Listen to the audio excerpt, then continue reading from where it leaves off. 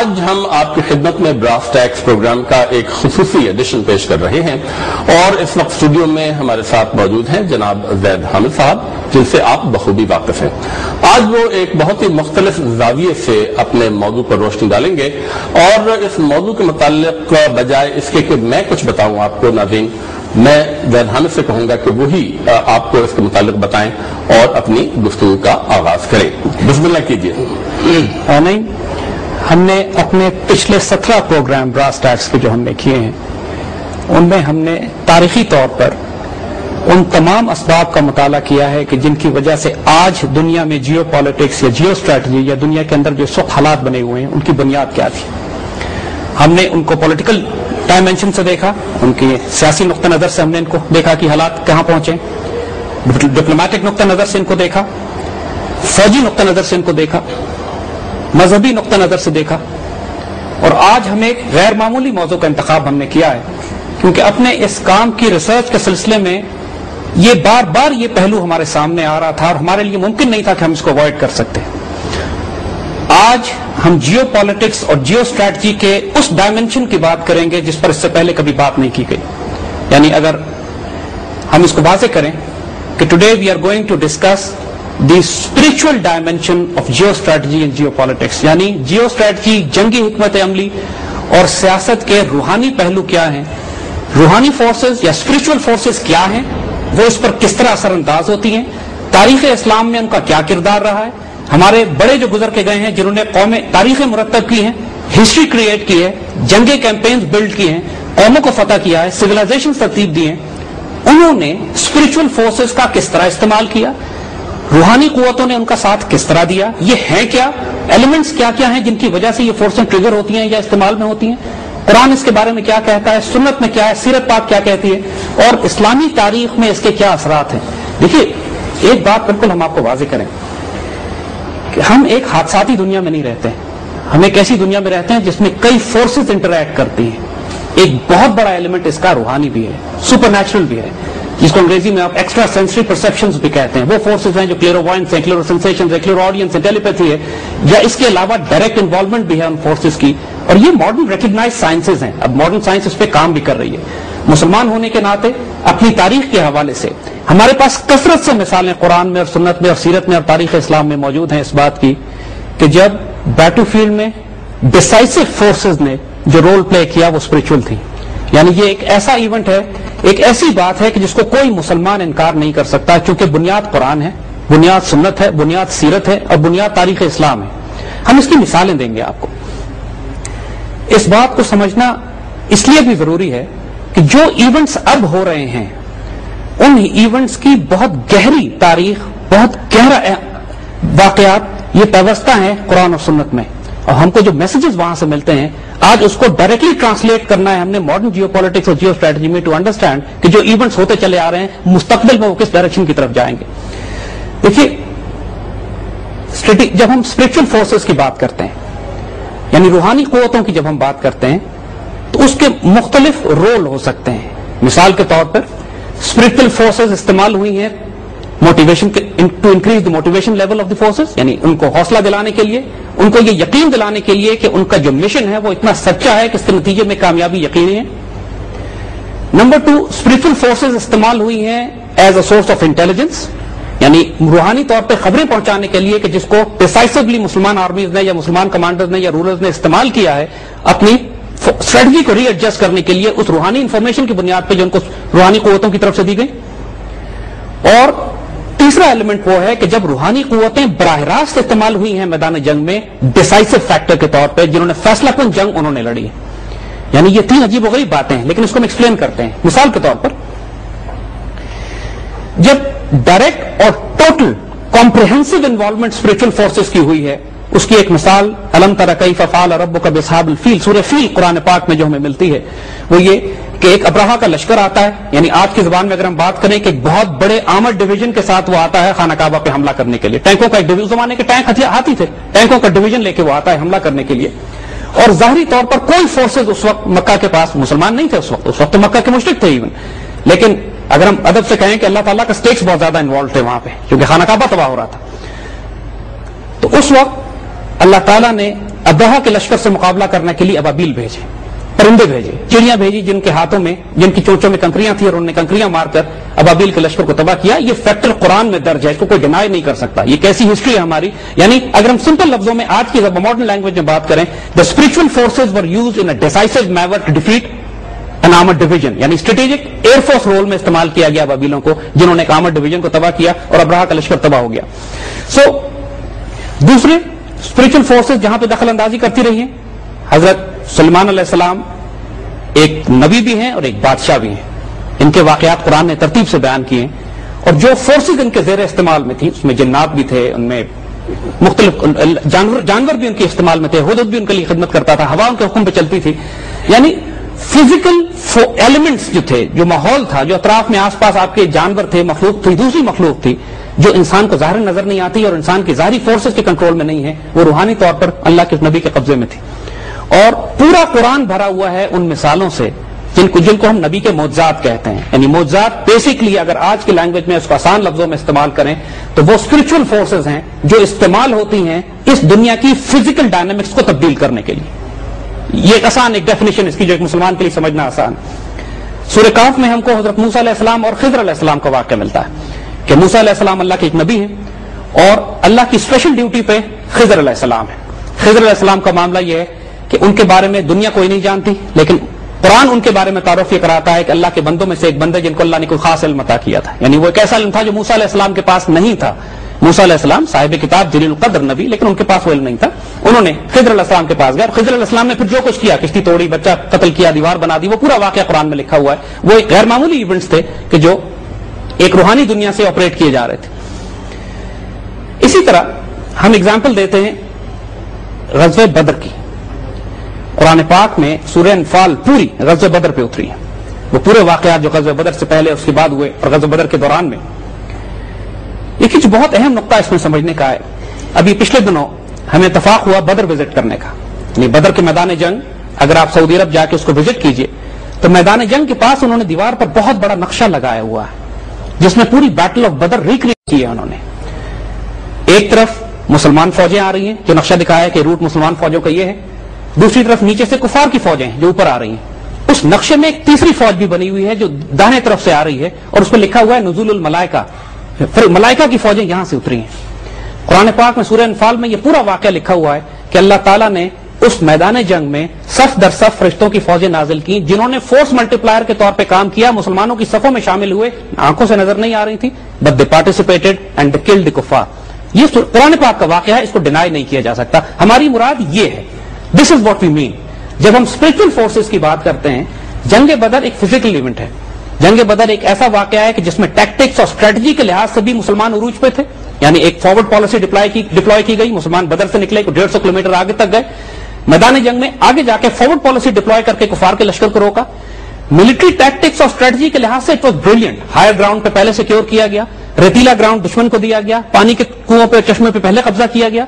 यानी जंगी हिकमत हमली के लिहाज से उसमें कोई कमी नहीं थी। लेकिन उसके बाद स्पिरिचुअल फोर्सेस को इन्वोक किया गया। हुजूर सल्लल्लाहु अलैहि वसल्लम की खूबसूरत और मशहूर दुआ है कि जब आपने फरमाया अल्लाह ताला से कि या अल्लाह अगर आज इस दिन ये फौज तबाह हो गई जो 313 निकले हैं तो क़यामत तक कोई आपका नाम लेने वाला नहीं होगा। So the decisive factor was this कि देन अल्लाह सेज, इस दुआ के नतीजे में मैंने फरिश्ते भेजना शुरू किए। Now this is what we are trying to से कि क्या जब एक मिलिट्री स्ट्रैटेजी डेवलप की जाती है, क्या जंगी हिकमत अमली बनाई जाती है, इसमें स्पिरिचुअल फोर्सेस का क्या रोल होता है, वो स्पिरिचुअल फोर्सेस किस तरह ट्रिगर की जा सकती हैं। जब कुरान जिक्र कर रहा है कि बदर में इनकी डिप्लॉयमेंट की गई, जब कुरान जिक्र कर रहा है कि अबाबील के जरिए हाथियों के लश्कर को तबाह कर दिया गया, तो इसे तो हमारे उस वक्त के सहाबा ने और उस वक्त के बाद में आने वाले मुसलमान बादशाहों ने और शहनशाहों ने और वो सल्तनतें और हुकूमतें जो मुसलमानों की बनी, उन्होंने अपनी जंगी हिकमत अमली को डिजाइन करने में और डेवलप करने में इन स्पिरिचुअल फोर्सेस से क्या किरदार किया। ये बहुत अहम मौजू है, गैर मामूली मौजू है। इसीलिए हमने आपसे कहा था कि some people will be shocked out of their wits, लेकिन this is something that we can not deny for the simple reason कि कुरान और सुन्नत और हमारी तारीख का एक इतना बड़ा हिस्सा है, इट इज अनडिस्प्यूटेड। इस पर बहस नहीं की जा सकती, बात की जा सकती। आइए थोड़ा सा हम आपको पहले हम इस पे आते हैं कि रूहानी कुव्वतों के फॉर्म्स क्या होते हैं, किस किस शक्ल में अल्लाह ताला ने कुरान में और सुन्नत में और सीरत में और तारीख इस्लाम इन फोर्सेस को इस्तेमाल किया। सबसे बढ़कर मलाइका, एंजल्स। यानी जंग बदर की मिसाल तो बहुत वाज़ेह है इसमें कि जब खुद अल्लाह सूरह अनफाल में कह रहा है कि one after another the forces came down, they joined the Muslim forces and they collided with they clashed with the kuffar.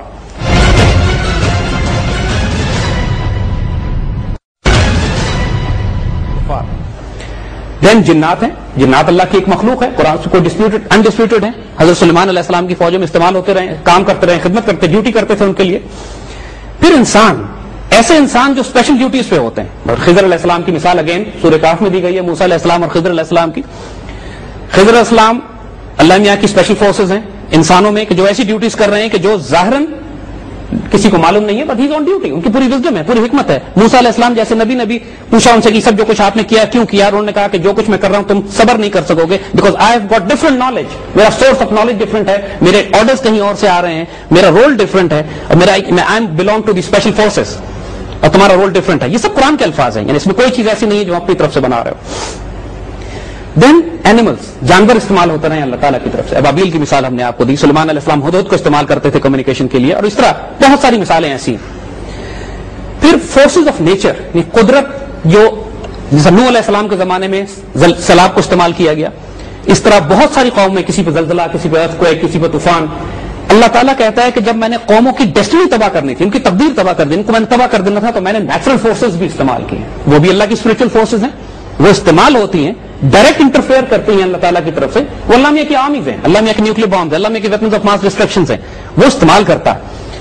वो फोर्सेज जो तारीख में इस्तेमाल होती चली आई हैं. आए अब हम आपको कुछ और मिसालें देते हैं. It's a fascinating example. Quran में एक सूरत है सूरह रोम के नाम से, और वो सूरत शुरू इस बात से होती है कि गलबत रोम, रोमन्स को शिकस्त हो गई. वाकया ये थोड़ा सा बैकग्राउंड हम आपको बताएं कि उस वक्त हुजूर सल्लल्लाहु अलैहि वसल्लम और सहाबा कराम जब मक्के में, उस वक्त बिल्कुल बेसिक मुस्लिम कम्युनिटी थी, और पर्शियन और रोमन एम्पायर्स दो सुपर पावर्स थी. There were to super powers at that time, were Persian and Roman empires. और उन दोनों एम्पायर्स का आपस में क्लैश होता है. देखिए, जिस तरह आज के दौर में हमने डिस्कस किया था कि आज भी फोर्स रीपोजिशनिंग हो रही है सुपर पावर्स के दरमियान.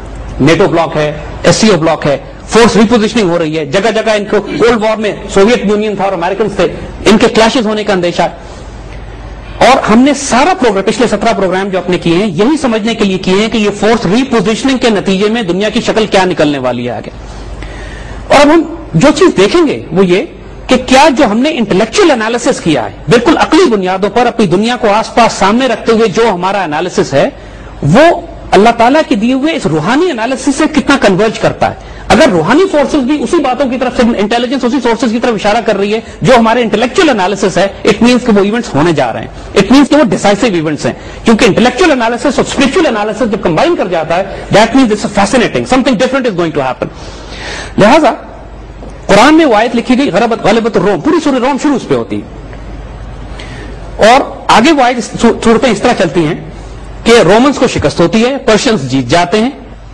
फिर अल्लाह ताला कुरान में कहता है कि चंद सालों के बाद, यानी विद इन 10 years, रोमन्स जीतेंगे और पर्शियंस को शिकस्त होगी, और उसके नतीजे में मुसलमान बहुत खुश हो जाएंगे. नहीं, अपरेंटली अगर देखें तो एक इवेंट हुआ है हिस्ट्री में, दो सुपर पावर्स का कॉन्फ्लिक्ट हुआ है, वो लड़े हैं, मुसलमान सिर्फ मक्का में. मुसलमानों को इससे क्या फर्क पड़ता है कि रोमन्स और पर्शियंस आपस में लड़े और कोई जीते और कौन हारे, और अल्लाह ने कुरान में इसका क्यों जिक्र कर दिया?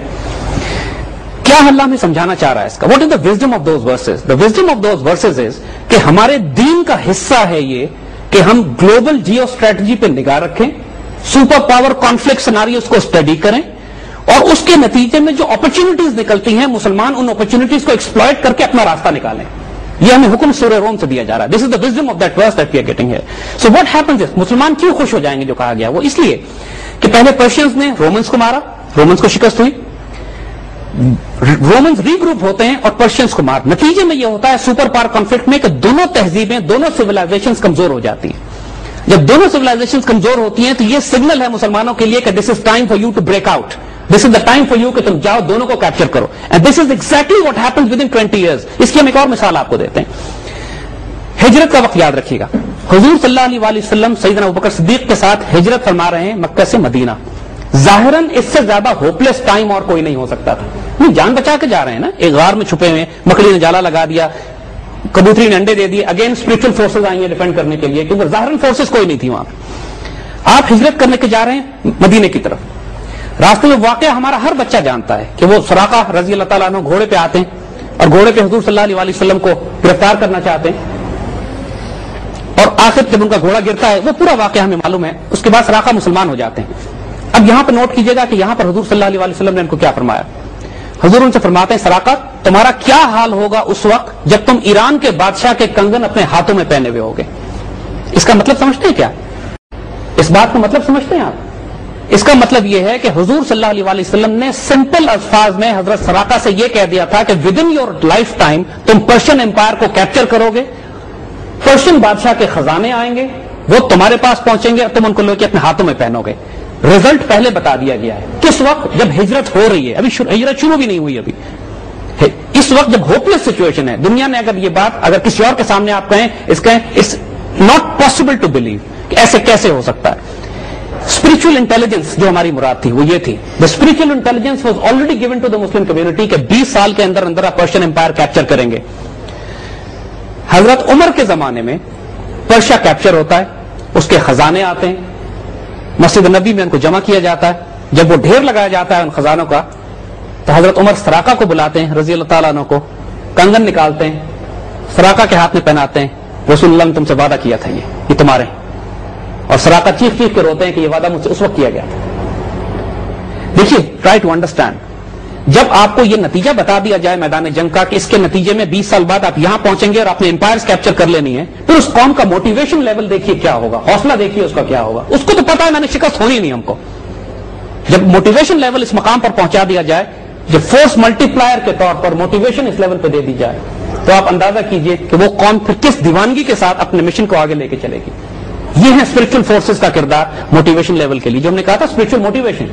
سیکنڈ از اسپرچل انٹیلیجنس, جب انفارمیشن کہاں دی. آئیے اس کے بارے میں بھی آپ کو مثال دیتے ہیں. حضور صلی اللہ علیہ وسلم کی ایک بہت خوبصورت حدیث ہے, فیسنیٹنگ حدیث اگین, لتفتحن القسطنطنیہ فنعم الامیر امیرها ونعم الجیش ذلک الجیش. قسطنطنیہ کانسٹینٹینوپل لازماً فتح ہو جائے گا, اور کیا شاندار وہ فوج ہوگی جو قسطنطنیہ کو فتح کرتی ہے, اور کیا شاندار وہ امیر ہوگا جو قسطنطنیہ کو کیپچر کرے گا. یعنی حضور صلی اللہ علیہ وسلم نے بشارت دے دی کہ مسلمان کانسٹینٹینوپل کیپچر کریں گے, اور اس فوج کو اور اس امیر کو اس بادشاہ کو جنتی ہونے کی بشارت بھی دی جو کیپچر کرے گی جا کے. اب دیکھیے احادیث دو طرح کی ہیں, جو حضور نے خوشخبریاں دی ہیں یا بشارتیں دی ہیں یا اسپرچل انٹیلیجنس دی ہے, وہ دو طرح کی ہیں. ایک کلوز اینڈیڈ ہے. کلوز اینڈیڈ کا مطلب ہے کہ آپ نے وقت کا تعین کر دیا ہے کہ اس وقت کے دوران ہوگا, جس طرح سراقہ والی حدیث جو ہے اس میں آپ نے کہا تھا کہ سراقہ تمہارا کیا حال ہوگا جب تم وہ کنگن پہنو گے. اٹ مینس کہ with in your life time, تو لائف ٹائم کی بات ہو گئی ہے کہ آپ اگلے 20 سال میں 25 سال میں 30 سال میں ڈیورنگ دس پیریڈ آپ نے پرشیا کیپچر کرنا ہے. یعنی ایک ایسے ظاہراً ایک ایسے شخص کی طرف سے کہ جو ہجرت کر کے اپنی جان بچا کے جا رہے ہوں, جب وہ یہ خوشخبری دے رہے ہوں کسی کو کہ تم نے 20 سال بعد پرشیا کیپچر کرنی. اس آج میں کسی کو کہوں کہ تم نے واشنگٹن میں جارج بش کی گھڑی اتار کے لے آنی ہے, سو apparently people will say this is insanity. But what we are talking is something different ہے, کیونکہ یہ ہماری تاریخ کا ایک ایسا حصہ ہے جس کو ہم ڈینائی نہیں کر سکتے. حضور صلی اللہ علیہ وسلم کی ایک حدیث آپ نے کانسٹینٹینوپل کے بارے میں فرمائی, لیکن یہ حدیث اوپن اینڈیڈ تھی, اس میں آپ نے ٹائم کا تعین نہیں کیا.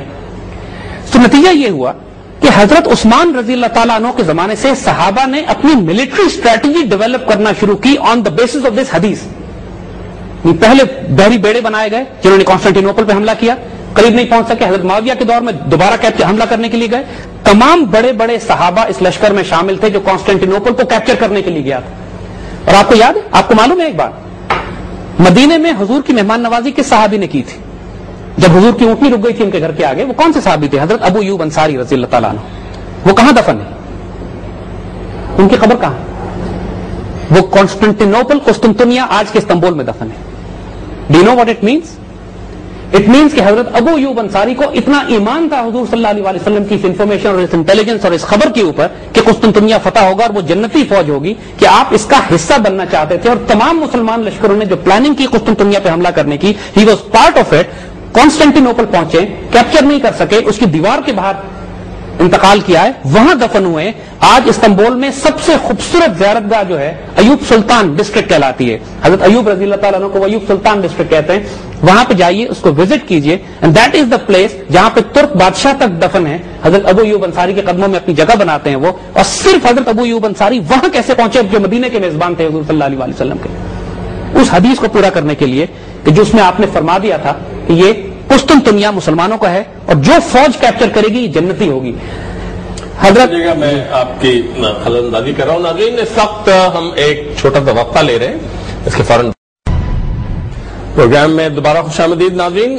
جی زید، آپ کی بات تو اس وقت مکمل نہیں ہو پائی تھی، جاری رکھیے اپنی.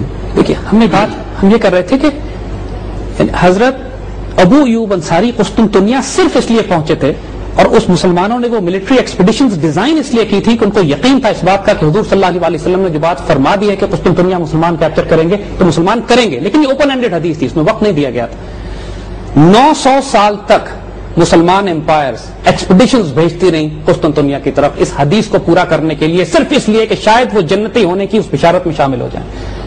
حضرت عمر بن عبدالعزیز، حتیٰ کہ خلیفہ Haroon Rashid, they all sent expeditions قسطنطنیہ کی طرف. بنیاد یہ حدیث شریف تھی، لیکن یہ خوش نصیبی اور یہ خوش قسمتی ساتویں عثمانی سلطان محمد فاتح کے لیے تھی.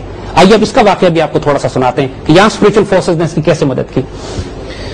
سلطان فاتح قسطنطنیہ کی سیج پہ تھے اگین، جس طرح کیونکہ تواتر سے کئی صدیوں سے مسلمان کوشش کر رہے تھے کانسٹنٹینوپل کو کیپچر کرنے کی، اور سلطان محمد فاتح نے خواب میں ان کو یہ بشارت دے دی گئی، dream, he saw the Prophet صلی اللہ علیہ وسلم اور he saw some spiritual forces who guided him کہ this Constantinople is yours. ان کو یقین کرا دیا گیا کہ قسطنطنیہ آپ کا ہے. اب اس شخص کی دیوانگی کا حال دیکھیں، یعنی لٹرلی ہم دیوانگی اس لیے کہیں گے کہ he threw caution to winds. جو ملٹری اسٹریٹجی کی تمام ڈاکٹرن ہوتی ہیں اس کو انہوں نے الٹ کے رکھ دیا. کانسٹنٹینوپل کو اپروچ کرنے کے لیے سمندر کے راستے زنجیریں لگی ہوئی تھی. There were no passage کہ بیٹل شپس کو، نیول بیٹل شپس کو آپ لے جا کے قسطنطنیہ کے قریب لے جا سکتے. تاریخ انسانی میں آج تک کبھی نہیں ہوا کہ بحری جہازوں کو شخص نے خشکی پہ چڑھا دیا، 7 میل تک خشکی پہ گھسیٹتا رہا اور گھسیٹ کے دریا سمندر کی پرلی طرف لے کے پہنچا ان 1 نائٹ، ایک رات میں. اس کو یاد رکھیے گا، آج کل کی میکنائز مشینری کے ساتھ یہ پاسبل نہیں ہے کرنا. اس زمانے کے بڑے بڑے بیٹل شپس کو خشکی پہ گھسیٹ کے 7 میل میں ایک رات میں، اگر دشمن کو پتا چل جاتا تو خشکی پہ جہاز جلا دیے جاتے اس کے.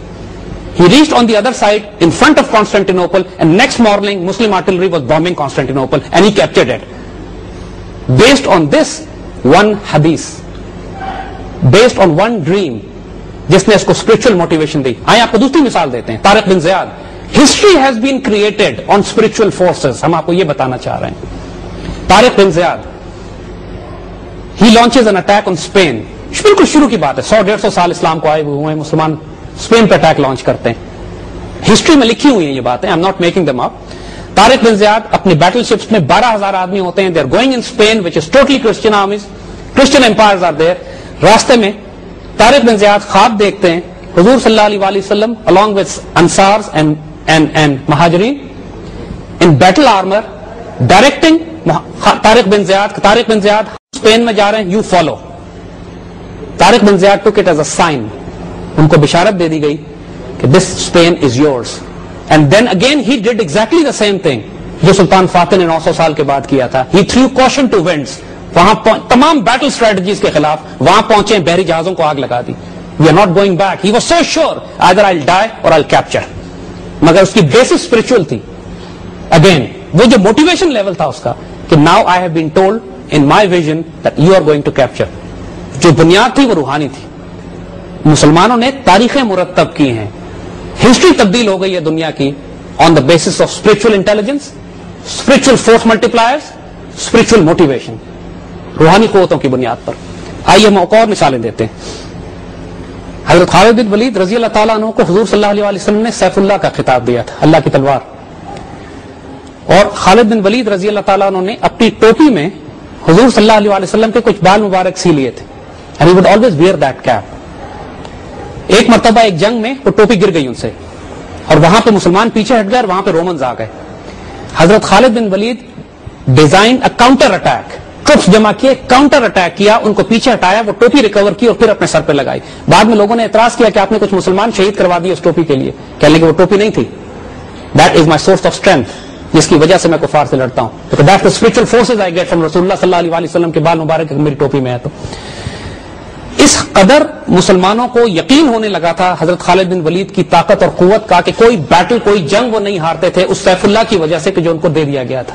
ہی wanted to die as a شہید. 1000 زخم ان کے جسم پہ لگے, but he died on his bed because سیف اللہ میدان جنگ میں نہیں ٹوٹی. اسپرچل فورسز, حضرت عمر رضی اللہ تعالیٰ عنہ نے ان کو معزول کر دیا کمانڈر ان چیف ہونے سے, صرف اس لیے کہ مسلمانوں کو یہ شک ہونے لگا تھا کہ فتح خالد کی وجہ سے ہوتی ہے. इस हद तक उनकी फोर्स, इस हद तक उनका स्पिरिचुअल इन्फ्लुएंस था अपनी फोर्सेस पे। ये वो खालिद थे कि जिनको जब माजूल किया गया, तो उनसे जब ये कहा गया कि अब क्या अब भी आप जंग करेंगे, तो कहने लगे अगर उमर के लिए करता था तो नहीं करूंगा, अगर अल्लाह के रसूल के लिए और अल्लाह के लिए करता था तभी करूंगा, तब भी जंग करूंगा। This was the level of humility of that man. हजरत उमर रजी अल्लाह ताला अन्हु और खालिद बिन वलीद दोस्त थे आपस में, they could do whatever they want to each other. लेकिन मकसद हमारा कहने का ये है कि his source of strength was spiritual, not physical. Again एक बहुत खूबसूरत मिसाल तारीख इस्लाम की एक और देंगे आपको कि जब तारीख का रुख बदल गया because of a spiritual experience. Nooruddin जंगी शाम के बादशाह थे, सलीबी जंगें उन्होंने बड़ी सलाहुद्दीन अय्यूबी से पहले। उन्होंने ख्वाब में देखा हुजूर सल्लल्लाहु अलैहि वसल्लम को कि मदीने में 2 ईसाई मुझे तंग कर रहे हैं, और ये ख्वाब बार बार आता गया उनको। वो बेचैन हो गए। एक मिलिट्री एक्सपीडिशन डेवलप किया गया जो मदीना आया, शाम से चलता हुआ।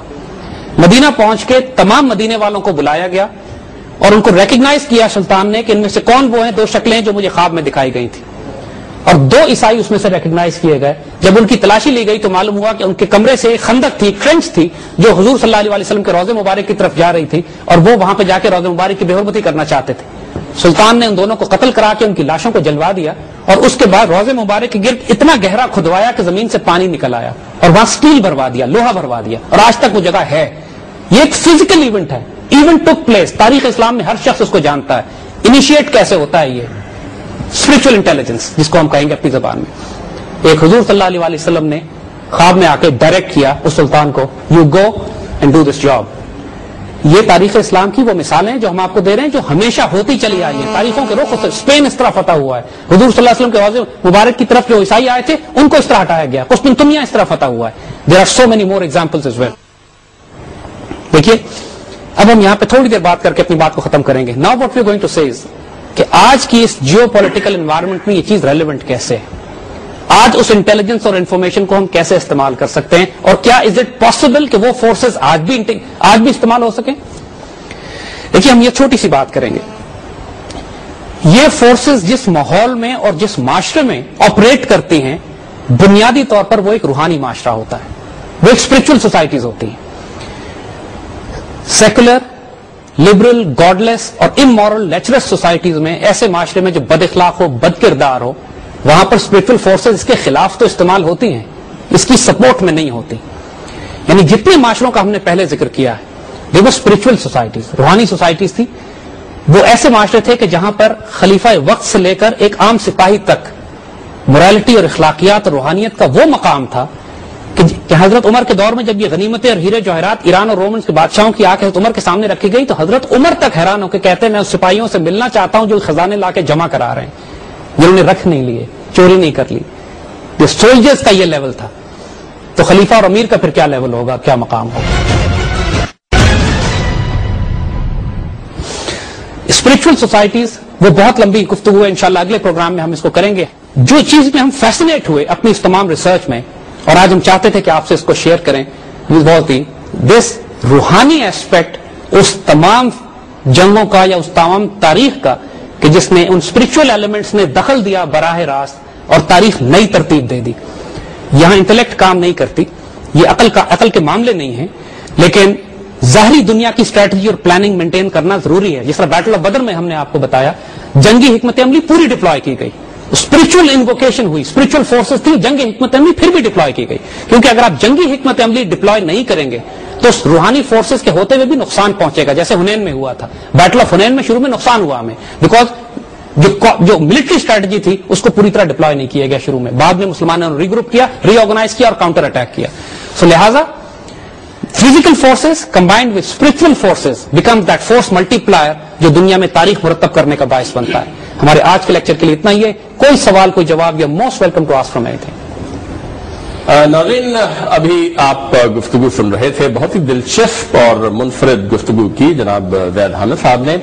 यकीनी तौर पर आपके जहन में और हमारा जो शुरका है और मेरे जहन में भी कुछ सवाल पैदा हो रहे हैं, मगर सबसे पहले गालिबन इस वक्त हमारे मेहमान हैं सुहेल बजाज साहब, उनके जहन में कुछ सवाल है। जी सुहेल। मैं ये पूछना चाहता हूँ कि ये जो सोसाइटी का आपने जिक्र किया, वो सोसाइटी, पहला मेरा सवाल ये है कि वो सोसाइटी इस वक्त है या कैसे बनेगी जहां ये स्पिरिचुअल स्ट्रेटेजी काम करती है। देखिए, آپ کے سوال کا ہم جواب بھی آپ کو دیتے ہیں کیونکہ بنیاد ہماری قرآن و سنت سے ہے. ویل ٹیک ایگزامپلس فرام قرآن اینڈ سنت only.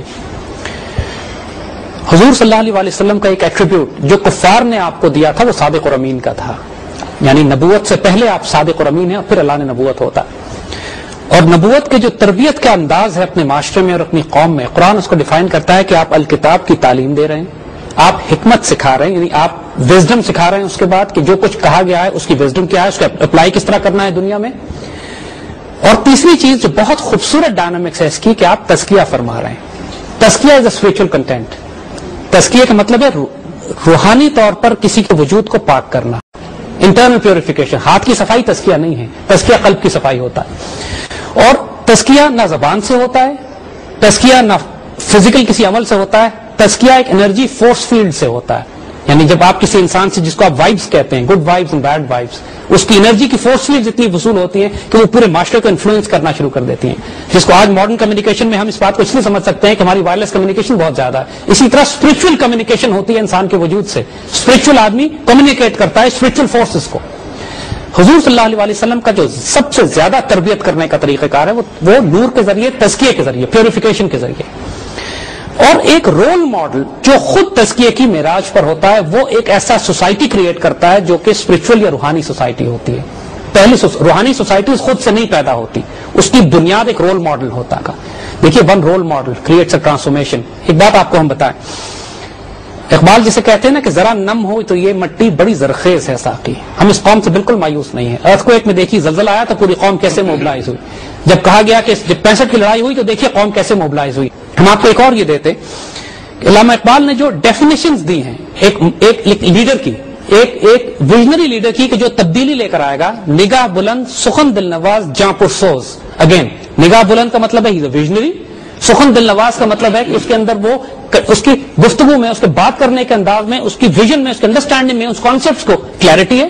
And he is a spiritual civil, جاں پرسوز، روحانیت ہے اس کے وجود میں. دوسرا شعر ان کا کہ تیری نگاہ سے دل سینوں میں کانپتے تھے، کھویا گیا ہے تیرا جذبے قلندرانہ. یعنی اگین اقبال ایمفسائز کر رہے ہیں انسان کے اسپرچل کنٹینٹ کو کہ تمہاری نگاہ میں، تمہاری وجود میں اتنی فورسز تھیں کہ تم کسی کو جلال سے یا جمال سے دیکھو تو اس کی نسل، اس کی تقدیر تبدیل ہو جاتی تھی. کوئی اندازہ کر سکتا ہے اس کے زور بازو کا کہ نگاہ مرد مومن سے بدل جاتی ہیں تقدیریں. یہ خیال اور خواب نہیں ہے، یہ ریالٹیز ہیں. تاریخ اسلام میں اس کی سینکڑوں مثالیں موجود ہیں. سہیل نے جو بات کی، میں چاہوں گا کہ انہوں نے کہا کہ کیا مسلم امہ کے پاس اپنے مقاصد کی تکمیل کے لیے عسکری طریقے کے علاوہ بھی کوئی طریقہ موجود ہے؟ دیکھیے آپ بات بالکل ٹھیک ہے. دیکھیے بات ہم یہ کریں، سب سے خوبصورت معاشرہ کائنات میں جو بن سکتا تھا، جس سے بہتر معاشرہ نہ بنا ہے نہ بنے گا، وہ حضور صلی اللہ علیہ وسلم کی مدینے کی بستی تھی. وہ مسلم اسٹیٹ جو مدینے کی ریاست آباد تھی، اس سے بہتر ریاست نہیں بن سکتی کوئی. انہوں نے کیا کیا انہوں نے اپنے اندر، تو مدینے کے اندر تو کوئی جنگ نہیں ہوئی، حتیٰ کہ یہودی بھی موجود تھے لیکن ان کے ساتھ میثاق مدینہ کر کے ایگریمنٹ کر لیا گیا، کوئی ایگزسٹنس ہوئی. لیکن فورن پالیسی کیا تھی؟ جب مکے کی ریاست فساد کرنے پہ تل جائے اور خیبر کے یہودی جب مسلسل فتنہ کریٹ کرتے رہے تو اس معاشرے نے کیا ڈپلومیسی اور کیا فورن پالیسی ڈپلوائے کی تھی؟ وہاں بدر بھی آئی، وہاں احد بھی آئی، وہاں خندق بھی آئی، وہاں پہ فتح مکہ بھی آیا، وہاں حنین بھی آئی، وہاں پہ خیبر بھی فتح ہوا. دیکھیے اٹس ناٹ ایوری ٹائم کہ مسلمان باہر جا کے لڑے ہوں. آپ پوری سنت اٹھا کے دیکھ لیجیے، فتنے وہاں سے آئے تھے، اور جب فتنے باہر سے آئے تو وی ہیو ٹو ریسپونڈ. ناظرین ہم ایک چھوٹا سا وقفہ لے رہے ہیں، اس کے فوراً بعد پروگرام میں دوبارہ خوش آمدید. ناظرین ہم آپ کچھ پوچھنا چاہ رہی ہیں؟ ایک تو آئی واز ویری امپریسڈ، اور مجھے اتنی اسلامک اس کی نالج نہیں ہے، لیکن جو تھرسٹ ہے آپ کے ڈسکشن کا، اس تھرسٹ سے مجھے تھوڑا سا اعتراض ہے. اور اس تھرسٹ سے مجھے اس لیے اعتراض ہے کہ وہ کہیں جا کے جڑ جاتا ہے اس کلیش آف سویلائزیشن سے جس کو ہم آج کی دنیا میں وٹنس کر رہے ہیں. اور آپ نے بھی جن احادیث کا حوالہ دیا وہاں مجھے لگا کہ بہت سلیکٹو استعمال کیا گیا، کیونکہ اسی اسلام میں اکاموڈیشن بھی ہے، اسی اسلام میں رواداری بھی ہے، اسی اسلام میں ضرورت کے تحت کمپرومائز بھی ہے. اور جس دنیا میں ہم آج سانس لے رہے ہیں وہاں کیا مسلمان کنفرنٹیشن مزید افورڈ کر سکتے ہیں، اور یہ کنفرنٹیشن پھر ہمیں کیا دے گی؟ آپ کا سوال، آپ کی بات ٹھیک ہے. دیکھیے میں نے وہی بات جو اس پہلے سوال کے جواب میں ہم نے کہی تھی کہ کنفرنٹیشن ہم نہیں کر رہے ہیں. آپ مجھے دنیا کی کوئی ایک جگہ بتا دیں جہاں مسلمانوں نے اپنی سرحدوں سے باہر نکل کر دوسرے ملکوں پر حملہ کیا. Give me one example in this world today every occupied land in the world today belongs to Muslims. दुश्मन हमारे इलाकों में दाखिल हुआ है, हम तो उनके इलाकों में नहीं गए.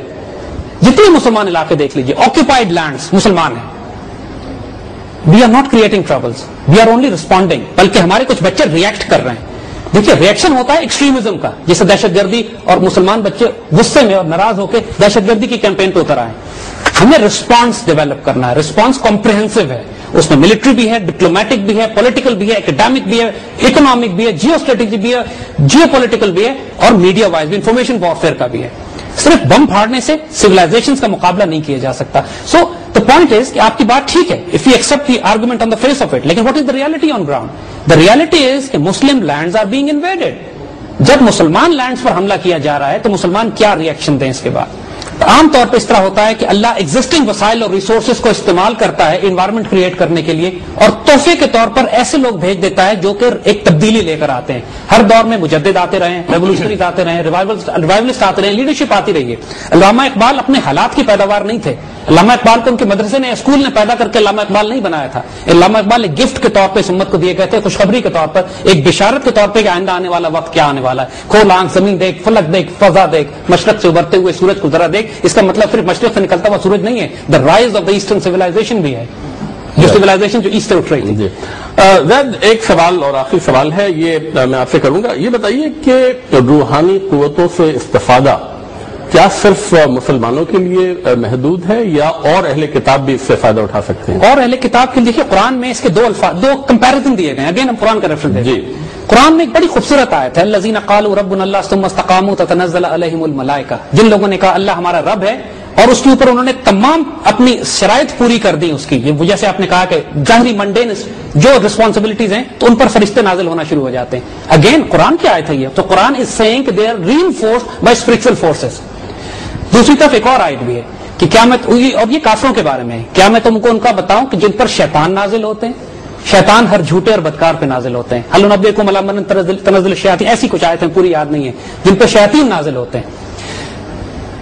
अल्लाह ताला की जो स्पिरिचुअल फोर्सेज हैं, उसमें जो पॉजिटिव फोर्सेज हैं उनका हमने जिक्र किया है, लेकिन इब्लीस और शैतान भी बहुत बड़ी फोर्सेज हैं. कुरान में उसका भी जिक्र है. फिरौन जो है वो जादूगर लेकर आया था मुकाबला करने के लिए, तो ईसा अलैहिस्सलाम ने अपना स्पिरिचुअल फोर्सेस से उसका मुकाबला किया.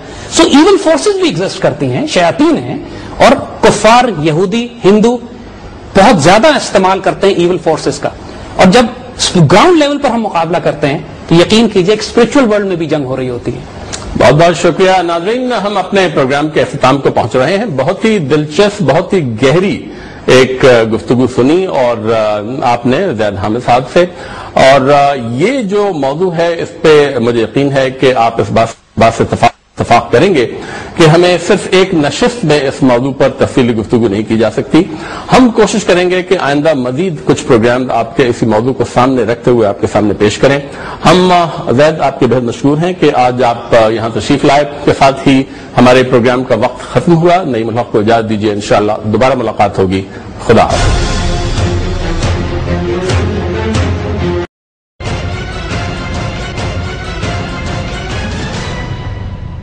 Assalamu alaikum viewers, and welcome to a Brass Tack special. I don't need to tell you what Brass Tack is all about, but आप यकीनन हमारे पिछले प्रोग्राम्स देखते आए होंगे. हमारे जो डिफेंस एनालिस्ट हैं और ज़ैद हामिद साहब जो कि आज हमारे साथ मौजूद हैं यहाँ, and what we're going to talk about today, what Zaid Saab is going to talk about today is basically a continuation of our program which was shown a week earlier. तो पहले मैं दरख्वास्त करती हूँ आपसे ज़ैद साहब, thank you so much for joining us today. और आपकी बातें जो हैं वो माशाल्लाह they have a very in depth analysis of the entire geopolitical situation in Pakistan.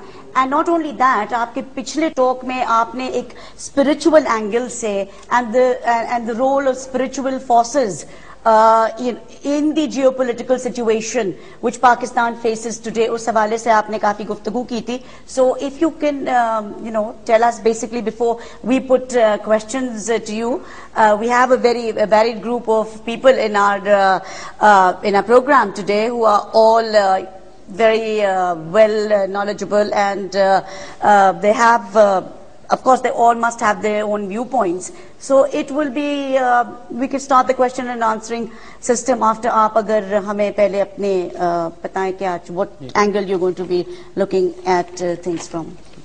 Thank you Qudsia. دیکھیے آج جس طرح آپ نے بتایا کہ ہمارے یہ پچھلے پروگرام سے پیوستہ یہ پروگرام ہے, ہم نے پچھلے پروگرام میں جس موضوع کا انتخاب کیا تھا وہ ایک غیر معمولی موضوع تھا, اس میں کوئی شبہ نہیں ہے. یعنی پاکستان میں اس سے پہلے اس موضوع پر اس انداز سے بات نہیں کی گئی, اور ہم نے جان کے کی تھی. یعنی ہم نے یہ بات, ہمیں معلوم ہے کہ ہم اپنی کریڈیبلٹی ایٹ سٹیک رکھ رہے ہیں اس موضوع پہ بات کریں. لوگ اکثر گھبراتے ہیں, لوگ اس پہ گھبراتے بھی ہیں اور شک کی نگاہ سے بھی دیکھیں گے. اینڈ ٹو بی آنیسٹ کچھ لوگوں نے ہمیں, کچھ لوگ ہمیں انسین بھی کہیں گے. پیپل ول سے کہ شاید یہ دیوانے ہیں کہ اس موضوع کا انتخاب انہوں نے کیوں کیا.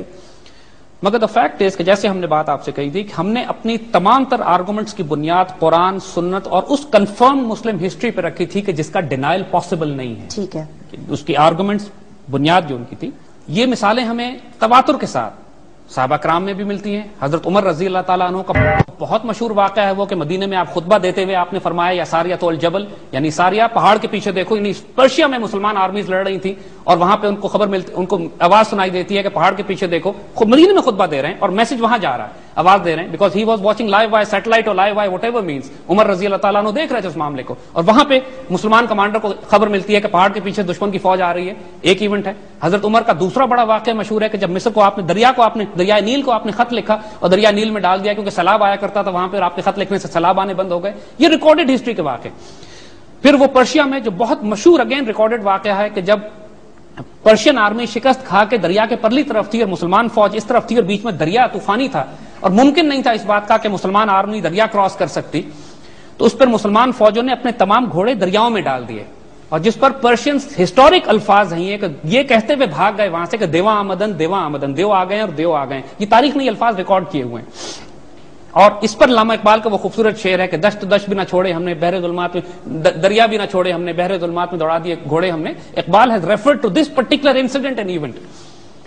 Now what we are trying to say is کہ اب اسی طرح بہت ساری predictions, بہت ساری prophecies ان کے پاس بھی ہیں. یعنی حضور صلی اللہ علیہ وآلہ وسلم کے مدینے میں پیدائش, مدینے میں تشریف لانے سے پہلے مدینے کے یہودیوں کو معلوم تھا کہ ریکارڈ آن ہسٹری موجود ہے کہ they were expecting a prophet to come. پھر انہوں نے حضور صلی اللہ علیہ وآلہ وسلم سے اختلاف کیوں کیا؟ اسی they agreed with the man. ان کو یہ تو پتا تھا کہ ایک نبی نے آنا ہے. They agreed with the mission, if I say, کہ ان کو یہ معلوم تھا کہ نبوت کا سلسلہ چل رہا ہے اور ایک پروفیسی, ایک نبی نے آنا ہے. But they disagreed with the man. کہ صاحب انہوں نے کہا یہ ہم میں پیدا ہونا تھا, یہودیوں میں ہونا تھا, یہ قریش میں کیوں پیدا ہو گئے؟ خبر ان کے پاس بھی تھی, انفارمیشن ان کے پاس بھی تھی کہ ایک انسان نے آنا. اور انہوں نے, جبکہ قرآن کہتا ہے کہ یہ حضور کو اس طرح پہچانتے تھے جس طرح اپنے بچوں کو پہچانتے ہیں. قرآن کے الفاظ ہیں دوبارہ. سو دا کوشچن از, آئیے اب ہم نیچے آتے ہیں تھوڑا سا. جس طرح مسلمان آج ہم بات کر رہے ہیں کہ حضور کی احادیث کے اوپر جو 900 سال اور آج تک مسلمان اپنی جیو اسٹریٹجی پالیسیز بلڈ کر سکتے ہیں. تو کوشچن از کہ کیا آج جو زائنسٹ آئیڈیالوجی ہے کیا وہ بھی صرف فزیکل ایونٹس پہ اپنی جیو اسٹریٹجی بلڈ کر رہی ہے, یا اس کے پاس بھی کوئی اسپرچل فورسز ہیں جن کو وہ استعمال کر رہی ہے جس طرح فرعون پہلے استعمال کرتا آیا تھا؟ دیکھیے آج جو نیو کون آئیڈیالوجی ہے, نیو کون کنزرویٹو ایوانجیلیکل کرسچن زائنسٹ جن کو ہم کہتے ہیں, یہ ایک بہت ہارڈ کور کرسچن آئیڈیالوجی ہے جس کی بنیاد اپنی پیشن گوئیوں پہ ہے. یہ جو گریٹر اسرائیل کا کانسیپٹ ہے جس کے نتیجے میں یہ پوری دنیا میں اس وقت فساد برپا کیے ہوئے ہیں, پوری دنیا کی جو جیو پالیٹکس اور جیو اکنامکس تبدیل ہو رہی ہے, اس کی بنیاد پیشن گوئیوں پہ ہے. اس کی بنیاد ان خبروں پہ ہے جو ان کے جادوگروں اور کہانوں نے ان کو اسی طرح دیے ہوئے ہیں جس طرح موسیٰ علیہ السلام کے پیدا ہونے سے پہلے فرعون کو اس کے کہانوں اور جادوگروں نے خبریں دی ہوئی تھیں. اسی لیے یہ گریٹر اسرائیل کا کانسیپٹ آپ دیکھیں تو یہ مدینے کی ریاست تک آتے ہیں, یہ مدینہ واپس آنا چاہتے ہیں سمپلی کہ ان کو یہ معلوم ہے کہ نبی نے مدینے میں ہونا تھا. And that is why the borders of greater Israel مدینے کی ریاست تک پہنچ رہے ہیں. یہ ابھی تک اس نبی کے آنے کا انتظار کر رہے ہیں جو 1400 سال پہلے آ چکے ہیں.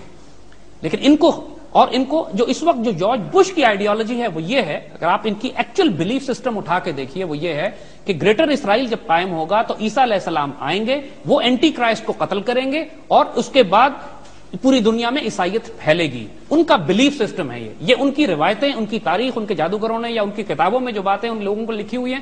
So they are extremely spiritual agenda, یعنی ایک نیگیٹو ایول صحیح, لیکن وہ اگین ان کی جو سورسز آف انفارمیشن ہے جس پہ اس وقت امریکن فارن پالیسی بلڈ کر رہی ہے, وہ امریکن فارن پالیسی اور زائنسٹ اور اسرائیلی foreign policy is build on spiritual information, spiritual intelligence پہ ہیں وہ لوگ. So what I'm trying to say is کہ جس طرح دنیا میں آپ کو ایلیمنٹس آپس میں کلیش کرتے نظر آ رہے ہیں, اس طرح آئیڈیولوجیکل اور اسپرچل پلین پہ بھی یہ prophecies versus prophecies, spiritual intelligence versus spiritual intelligence, spiritual motivation versus spiritual motivation, اور ڈائریکٹ اسپرچل انٹرونشن مسلمانوں کی طرف سے جو کہ اللہ کی فورسز ہوتی ہیں, اور نیگیٹو فورسز جو انٹروین کرتی ہیں, یہ اس لیول پر بھی کانفلکٹ جاری ہے, ہمیشہ سے ہوتا آیا ہے, قرآن نے ذکر کیا ہے, آج بھی اس کے ایلیمنٹس اور پلیئرز موجود ہیں. Now, this is the reason Gandhi for example, Mahatma Gandhi Hindu specialize کرتے ہیں اس قسم کی سائنسز میں جو نیگیٹو ہیں, چاہے وہ جادو ہو, چاہے وہ جنم پتری بنانا ہو, چاہے وہ حساب کتاب کرنا ہو, چاہے پریڈکشنز کرنی ہو, چاہے وہ کوئی کام نہیں کرتے جب تک وہ کسی کاہن سے یا پادری سے کسی سے پوچھ نہ لیں کہ ہمارا یہ حالات, واقعات, موسم, وقت, گھڑی ٹھیک ہے کہ نہیں ٹھیک ہے. اینڈ ٹو بی آنیسٹ وہ سائنس ہے, وہ نالج ایگزسٹ کرتی ہے, لیکن مسلمان اس پر اعتبار نہیں کرتے کیونکہ ہمارا توکل اللہ سے ڈسٹرب ہوتا. مہاتما گاندھی نے پریڈکشن کی پاکستان کے حوالے سے کہ پاکستان بن گیا ہے, اب ہماری 4 جنگیں اس کے ساتھ ہوں گی, اور ہر جنگ پچھلی جنگ سے خونریز ہوگی, اور جو چوتھی جنگ ہے وہ فیصلہ کن ہوگی. This is precisely what we are seeing کہ ہماری کشمیر کی جنگ بھی ہو چکی ہے, 65 کی بھی ہو چکی ہے, 71 کی بھی ہو چکی ہے, اور ایک چوتھی فائنل شو ڈاؤن ڈیو ہے بھی ان کے ساتھ, جس کے اندر ہمارا فیصلہ ہوگا. نوسٹراڈیمس, اس کو جو مرضی لوگ کہیں, لیکن نوسٹراڈیمس بھی ایک ایول سورسز سے, ایک نیگیٹو سورسز سے اس کو خبریں ملتی تھی. وہ مسلمان اس پہ اعتبار نہیں کرتے, کچھ باتیں صحیح کچھ باتیں جھوٹ, دیٹس ہاؤ اٹ ہیپنس. لیکن اس نے ایک بڑا انٹرسٹنگ پریڈکشن بھی کی ہے. اس نے ایک ایسی آرمی کا ذکر کیا ہے جو 3 شیروں والا نشان اس کا ہوگا, اور وہ بہت بری طرح تباہ کی جائے گی.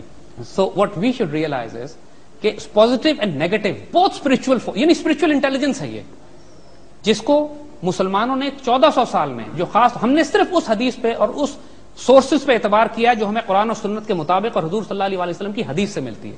کفار ہر سورس استعمال کرتے ہیں, چاہے وہ ایول ہو یا نیگیٹو ہو یا جو مرضی, جس مرضی سورس سے ان کے پاس نالج سورس آ رہا ہو, لیکن یہ فورسز ایگزسٹ کر رہی ہیں.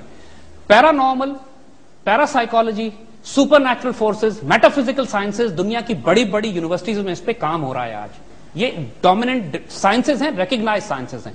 ایکسٹرا سینسری پرسپشنز ہیں, ٹیلیپیتھیز ہیں, کلیرو وائنس ہیں, کلیرو آڈینس ہیں, اس پہ کام کیا جا رہا ہے. ابھی انسان کا انٹلیکٹ اس مقام پر نہیں پہنچا ہے کہ عام انسانوں کا کہ اس مقام پر پہنچ کے ان سورسز اور ان فورسز کو سمجھ سکیں, لیکن اس کی ریالٹی سے انکار ممکن نہیں ہے.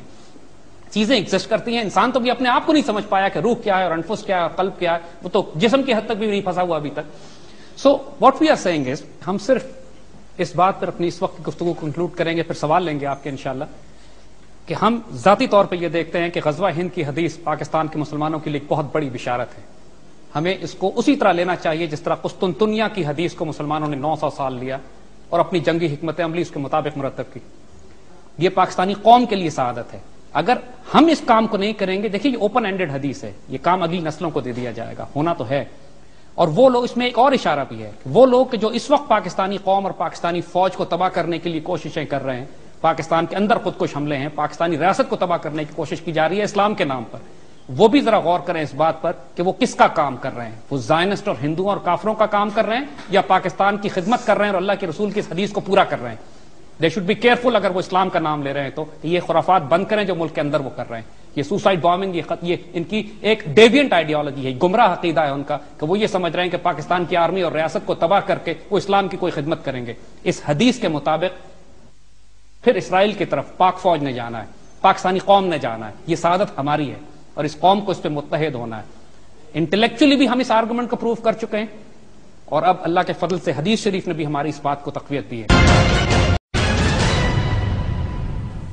زید صاحب, آپ نے کہا کہ جو فارن پالیسی ہے, you are seeing in other words that foreign policy of Pakistan should be based on its spiritual, جو آپ نے کہا کہ قرآن اور حدیث کے تھرو جو رسول اللہ صلی اللہ علیہ وسلم کو بشارت آئی تھی, وہ اس کے, are you seeing that it should be purely based on that, number 1. اور ایک ساتھ میں یہ بھی پوچھ لوں کہ militancy is not a disease, you will agree. It's not a virus which just spreads unaccounted for. It actually is an attempt by people, an answer by people who are misguided, domestic یا foreign policy سے, and یہ وہ لوگ ہوتے ہیں جن کے پاس کوئی اور طریقہ نہیں ہے اپنے یہ ملیٹنٹ ریاکشن شو کرنے کے لیے. دیکھیے قدسیہ ٹھیک ہے، ماشاءاللہ خوبصورت سوال ہے آپ کا، لیکن بڑی فیسنیٹنگ بات ہے جو آپ نے کہی ہے کہ ہم ایک ہی بات دو نقطہ نظر سے کر رہے ہیں. یعنی ہم اپنے انٹلیکچوئل آرگومنٹ میں، اس سے پہلے جو ہم نے کہا نا 17 پروگرام ہم نے بلڈ کیے ہیں، وہ انٹلیکٹ بلڈ کیے ہیں. وہ 17 پروگرام انٹلیکچوئل آرگومنٹ ڈیسائسولی پروو کر رہا ہے اس بات کو کہ پاکستان کی فورن پالیسی انڈیا اور اسرائیل کے خلاف ایک اگریسو ہونی چاہیے. وی ہیو پرووڈ دس. ہم نے تو اس آخر میں آ کے صرف اس کو ری انفورس کیا اس حدیث شریف سے. ٹو بی آنےسٹ ہمیں بھی یہ حدیث ابھی نظر آئی ہے اینڈ وی آر فیسنیٹڈ، کیونکہ جب ہم ریسرچ کر رہے تھے اپنے اس پہلے والے پروگراموں کے لیے، تو ہم نے اس ایسپیکٹ کو کہ بار بار تاریخ اسلام میں یہ جو روحانی ڈائمینشن ہے ہمیں اتنا زیادہ نظر آ رہا تھا کہ ہم اس کو اگنور نہیں کر سکتے تھے. سو وی تھاٹ کہ ہم اس کو قوم کے سامنے پیش کریں گے اور ڈسکس کریں گے اور بات کریں گے. تو جو ہماری فورن پالیسی انڈیا کے خلاف ہونی چاہیے، چاہے آپ اس کو انٹلیکچوئل پلین پہ بنائیں یا اس کو اس حدیث پہ بلڈ کریں، نتیجہ ایک ہی ہوگا. وہی ریکمنڈیشنز ہماری رہیں گی کہ جو ہم اپنے پہلے پروگراموں میں کر چکے. دوسری آپ نے ملیٹنٹس کی بات کی. دیکھیے یہی وہ بات ہے کہ قیادت کی بیسک فنڈامنٹل ڈیفینیشن یہ ہے کہ وہ نگاہ بلند ہے، سخن دل نواز ہے، جاں پر سوز ہے. علامہ اقبال جس کو ڈیفائن کرتے ہیں، قرآن پاک اس کو کہتا ہے کہ وہ الکتاب کی تعلیم بھی دیتے ہیں، حکمت بھی سکھاتے ہیں اور تزکیہ بھی کرتے ہیں. تزکیہ پیوریفائڈ وجود کو کہتے ہیں. ان مسلمان ملیٹنٹ گروپس کے ساتھ پرابلم یہ ہے کہ دے آر ان ہری. ان کے پاس تزکیہ نہیں ہے، ان کے پاس قیادت نہیں ہے، ان کے سامنے مقصد نہیں ہے. ابھی نظر آ رہا ہے ان کو جو مسلم قیادت ہے وہ مسلمانوں کی نمائندگی نہیں کر رہی. تو اب جب اپنے پاس بھی تزکیہ نہیں ہے، سپورٹ بیس نہیں ہے، لوگ ان کے ساتھ نہیں ہیں، مار کٹائی، خودکشی، حملے، دھماکے، بربادی، تباہی، جنگ پہ وہی اترے گا جس کی آرگومنٹ ختم ہو چکی ہوگی، جس کی دلیل ختم ہو چکی ہوگی، جس کے پاس قیادت نہیں ہے. انفارچونیٹلی ہمارا معاشرہ اس وقت ایک اسپرچل سوسائٹی نہیں ہے، ہماری قیادت روحانی قیادتیں نہیں کیا ہیں. یہ پھر نیگیٹو اسپرچویلٹی ہوگی جو یہ ملیٹنٹس کہتے ہیں اگر ہم سوسائڈ بامبنگز کر لیں تو ہم سیدھے جنت میں جائیں گے اور ہمیں یہ حوریں ملیں گی؟ مطلب یہ بہت قسم کے ہم اس کو کہیں گے کہ شیطان کے وسوسے ہیں. تو یہ آپ کہیں گے نا کہ یہ ایک نیگیٹو یوز آف، کیونکہ اس میں کوئی مسلمان اس میں کنفیوز نہیں ہے کہ جس بے گناہ جس طرح بے درے قتل غارت پاکستان میں ہو رہا ہے، اس کے کرنے والے جنت میں نہیں جا رہے ہیں. دیٹ از بالکل کنفرم، اس میں کوئی ڈاؤٹ نہیں ہے. کیونکہ قرآن و سنت کی آرگومنٹ، دلیل، اسلام کا جو فیتھ، ہمارا دین، ہمارا ایمان، ہماری morality، ہمارا ویلیو سسٹم ہے، اس سے یہ جائز نہیں ہے کسی طرح. بالکل بالکل صحیح. جی آپ میں سے اب جو بھی صاحب چاہیں کہ آپ چاہیں کہ کوشچن کریں تو let's begin our questions to Zaid صاحب. First of all, though, Zaid Sahab, I must commend you for this, a very new angle to the history and the warfare and formulation of your new strategies. لیکن اس میں سوال time کی کو relation شپ کا آ جاتا ہے. آپ نے کہا غزوہ ہند، کیا آپ کی نظر میں یہ ہو نہیں چکا already when whole India was under Muslim rule? ماشاءاللہ یہ بڑا ریلیونٹ سوال ہے کہ کیا یہ واقعہ ہو نہیں چکا ہے غزوہ ہند والی حدیث. میں آپ کے سامنے حدیث شریف کوٹ کر دیتا ہوں. پہلی بات دیکھیے، غزوہ ہند کی جو حدیث ہیں ایک نہیں ہے، کئی ہیں. اگر آپ ان تمام احادیث کو سامنے رکھیں تو پکچر بالکل واضح ہو سکتی ہے کہ یہ ماضی کی نہیں، یہ مستقبل کی بات ہو رہی ہے. کیونکہ جس آرمی کی بات کی جا رہی ہے جو انڈیا کیپچر کرے گی، اسی حدیث میں یہ بھی ذکر ہے کہ وہی آرمی اسرائیل پہ جائے گی. اور تاریخ اسلام میں آج تک کسی آرمی کا یہ پروفائل نہیں ہے اب تک کہ جس نے انڈیا پہ بھی اٹیک کیا اور اسرائیل پہ بھی. And being a fighter pilot you can understand یہ پروفائل صرف پاکستان آرمی کا ہے. ہم نے انڈینز کے خلاف بھی لڑا ہے، ہم نے اسرائیلیز کے ایئر کرافٹ کو بھی مار کے گرایا ہوا ہے 67 اور 74 میں. We are the only Muslim air force in the world, we are the only Muslim army. اور یہ پریڈکشن ابھی ہونی ہے کیونکہ حدیث شریف میں اگر آپ دیکھیے میں آپ کو ریپیٹ کر دیتا ہوں. حضرت ابو ہریرہ رضی اللہ تعالیٰ عنہ سے روایت ہے کہ حضور نے فرمایا کہ تمہارا ایک لشکر انڈیا سے جہاد کرے گا. ہند کا لفظ استعمال ہوا ہے، جہاد کرے گا، جس کو اللہ تعالیٰ فتح نصیب فرمائے گا. حتیٰ کہ یہ لشکر اہل ہند کے بادشاہوں کو خوف میں اور سلاسل میں پابند جکڑ لے، گرفتار کرے گا.